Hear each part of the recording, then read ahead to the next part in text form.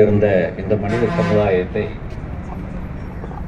இறை என்னும் பேரொளி இதோ என்று சுட்டிக்காட்டி இதாயத் என்ற நேர்வழியின்பால் அழைத்து சென்ற எம்பெருமானார் முஹம்மது ரசூல் ஸல்லல்லாஹு அலைஹி வஸல்லம் அவர்கள் மீது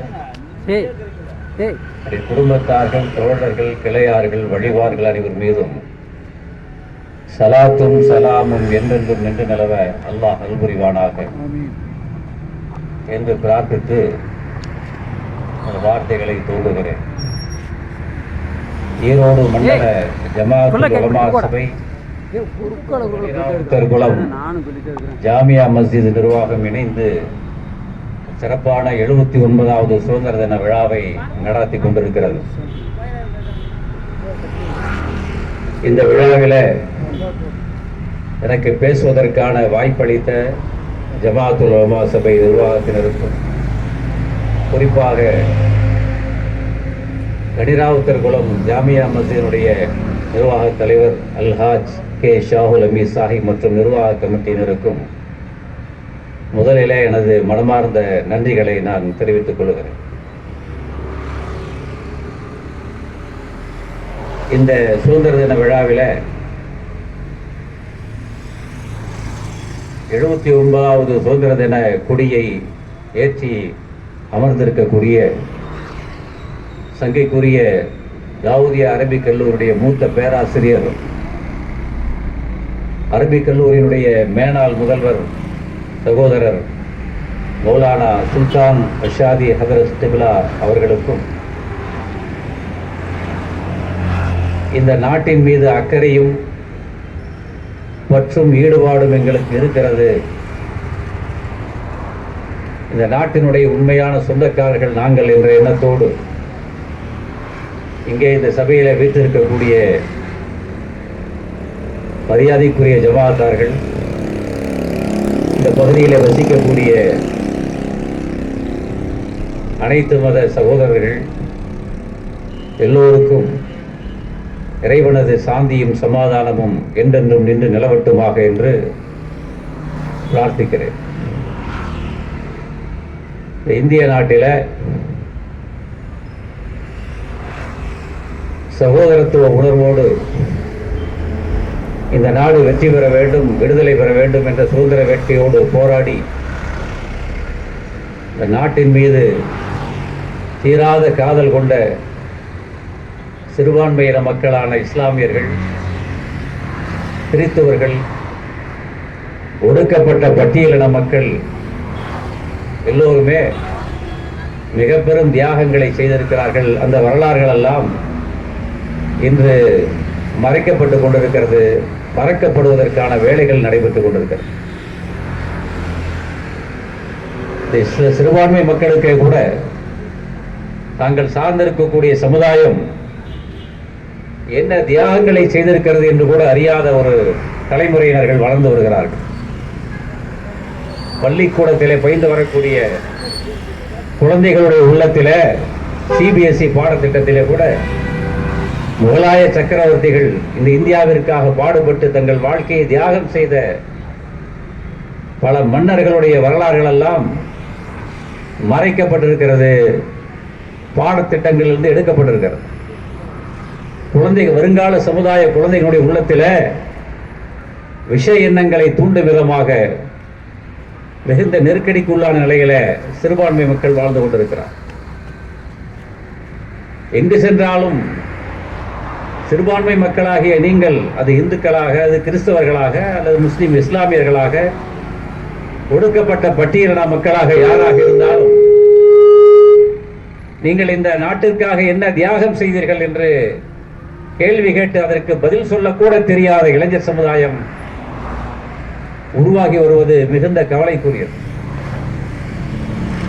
இஸ்லாமியுடைய பங்களிப்பு என்பது சாதாரணமானதல்ல, அசாதாரணமானது. அதற்கு கண்கூடாக நிறைவான சாட்சி ஒன்று இன்று கூட நம்முடைய கண்களுக்கு முன்னால் இருந்து கொண்டிருப்பதை நாம் பார்க்கிறோம். டெல்லிக்கு நீங்கள் சென்றால் இந்தியா கேட் இருக்கிறது, பலரும் சென்றிருப்பீர்கள். இந்தியா கேட்டிலே ஒரு கல்வெட்டு பதிக்கப்பட்டிருக்கிறது. இந்திய சுதந்திர போராட்டத்திற்காக உயிர் நீத்த தியாகிகள் என்று 1,10,000 பேருடைய பெயர்கள் அதில் பதிவு செய்யப்பட்டிருக்கிறது. இந்த 1,10,000 பேர் பெயர்களில இஸ்லாமியர்களுடைய பெயர்கள் மட்டும் 70,000 பேர்கள் அதில் இன்றும் பதிவு செய்யப்பட்டிருப்பதை நீங்கள் பார்க்கணும். 1,10,000 பேர்ல 70,000 பேர் இஸ்லாமியர்கள், 20,000 பேர் இந்துக்கள், 10,000 பேர் சீக்கியர்கள், 10,000 பேர் அது அல்லாத மற்ற இனத்தை சார்ந்தவர்கள். இன்றைக்கும் ஒரு நிறைவான கண்கூடான சாட்சியாக இந்தியாவினுடைய இந்தியா கேட் டெல்லியில இந்த கல்வெட்டிலே பதிக்கப்பட்டிருப்பது நமக்கெல்லாம் ஒரு நிதர்சனமான சாட்சியாக இருந்து கொண்டிருப்பதை நாம் பார்க்கிறோம். பிரிட்டிஷார்கள் இந்தியாவிற்குள்ளே நுழைந்த போது ஈஸ்ட் இந்தியா கம்பெனி, கிழக்கிந்திய கம்பெனி தான் பறந்து விரிந்த அகண்ட ஆந்திராவிலிருந்து, டெல்லியிலிருந்து ஆப்கானிஸ்தான், வங்காள, விந்திய கடல் வரை தன்னுடைய ஆட்சி, அகண்ட ஆட்சியை விரிவுபடுத்தி வலுவான கட்டமைப்பை ஏற்படுத்தி இருந்த முகலாய சக்கரவர்த்திகள், முகலாய பேரரசுகளிடமிருந்து பிரிட்டிஷார் அந்த கிழக்கிந்திய கம்பெனி தான் வரி வசூல் செய்யக்கூடிய உரிமையை, இந்தியாவிற்கான வரி வசூல் செய்யக்கூடிய உரிமையை பெற்றது. அதற்கு பிறகு இந்தியாவையே பேரரசாக ஆதிக்கம் செலுத்தக்கூடிய நிலை உருவானது. அப்பொழுதுதான் இந்த நிலையை முகலாய சக்கரவர்த்திகளிடமிருந்து பெற்றது பிரிட்டிஷார். முகலாய சக்கரவர்த்திகளில கடைசி மன்னர் பகதூர் ஷா ஜாஃபர் செய்த தியாகங்கள் எல்லாம் கொஞ்சம் நெஞ்சமல்ல. டெல்லி அவர்கள் ஆட்சி செய்து கொண்டிருந்த போது டெல்லியிலிருந்து அவரை கிளப்பினால் மட்டும்தான், இறுதியாக கிளப்பினால் தான் நாம் தாம் ஆட்சியில் அமர முடியும் என்ற எண்ணத்தில் அவரை வலுக்கட்டாயமாக நாடு கடத்தினார்கள்.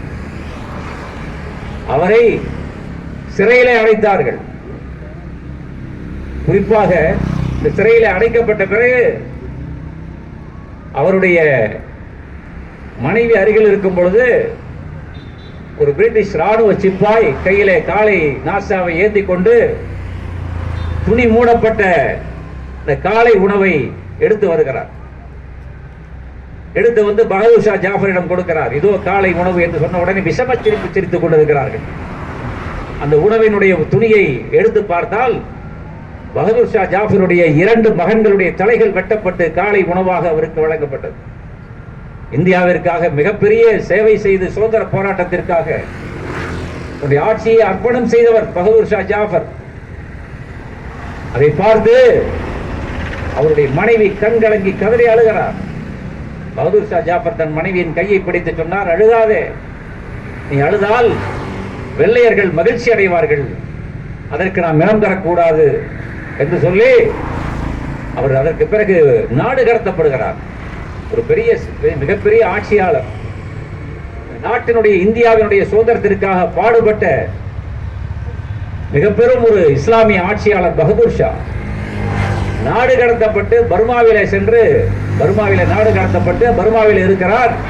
அவரை அங்கே கொன்று புதைப்பதற்கான முயற்சிகளை பிரிட்டிஷ் ராணுவம் செய்கிறது. அப்படி செய்யக்கூடிய தருணத்திலே தான் கொல்லப்படுவோம் என்று தெரிந்து அவர் இறுதியாக சொல்லுகிறார், நீங்கள் என்னை தூக்கில் இருங்கள், என்னை நீங்கள் கொல்லுங்கள், என்னை சுட்டு வீழ்த்துங்கள், ஆனால் என்னுடைய உடல் இந்திய மண்ணில் தான் புதைக்கப்பட வேண்டும் என்று சொன்னார். நான் பர்மாவிலே புதைக்கப்பட விரும்பவில்லை என்று சொன்னபோது அதற்கு மறுத்தார்கள். அந்த மறுத்த நேரத்தில் கடைசியாக சொன்னார், இந்தியாவிலிருந்து ஒரு 6 அடி மண்ணை எனக்கு தாருங்கள் என்று அவர் கெஞ்சி கேட்டுக்கொண்டார். அதற்கும் தராமல் அதை மறுத்து அவரை பர்மாவிலே கொண்டு புதைத்தார்கள். இறுதியாக